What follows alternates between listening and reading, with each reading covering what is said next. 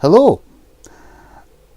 I've written this big long comment in response to Kevin Logan's video, The Disenfranchised White Working Class Male. It's a 24-minute video that, makes a lot of points that I agree with, to be honest. Speaking as another, white working class male who, his, life could... Never mind. Anyway, I typed this big long comment on his video, and like I said, I've made the decision that any sort of big long comments should be the script for a video. Excuse me.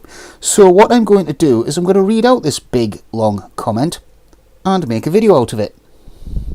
So here's my big long comment. I think the white working class as a whole are disenfranchised very much due to old expectations going away. The old blue-collar jobs have gone.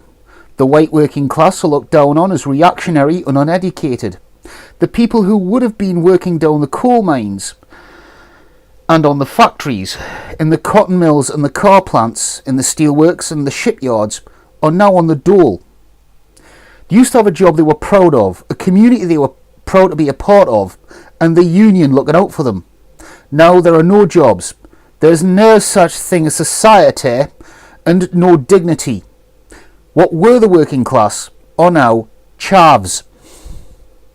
The traditional working class jobs have been replaced by call centres, McDonald's, Starbucks, cleaning, and those jobs are fewer and further between. On top of this, the income gap is widening, the middle class are being dismantled, and social mobility is decreasing. The ladders are being pulled up. Refrains of Pope's Common People are playing through my mind when you talk about middle-class, hand-wringing pricks. I said, pretend you've got no money. And she laughed and just said, you're so funny. As an example of how much disconnect between the rich and the poor, and how marginalised the poor have become, I still loathe and despise Mylene Class for berating Ed Miliband because he dared to tax the rich. This was regarding a sort of a new property tax on houses above £2 million. Mylene Class, you'd tax this glass of water, wouldn't you?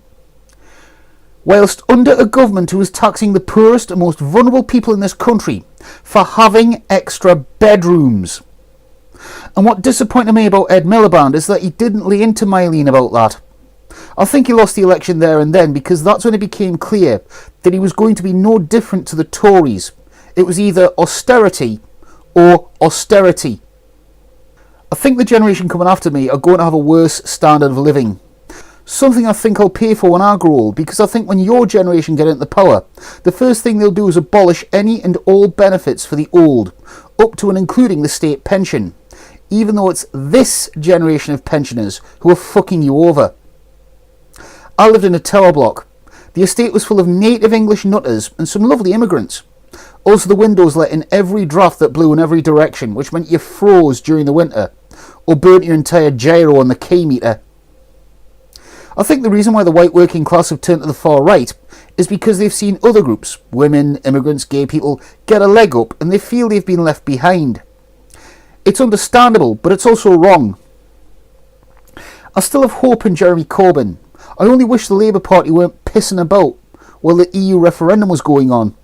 This is a time when the Labour Party should have been standing together. Then a general election could have been called immediately after Cameron's resignation, like it should have been. There needs to be a party of the working class, but how do we unite them? It seems that in 1984, Brave New World and Fahrenheit 451 are manuals on how to run a society as used by the entire Western world.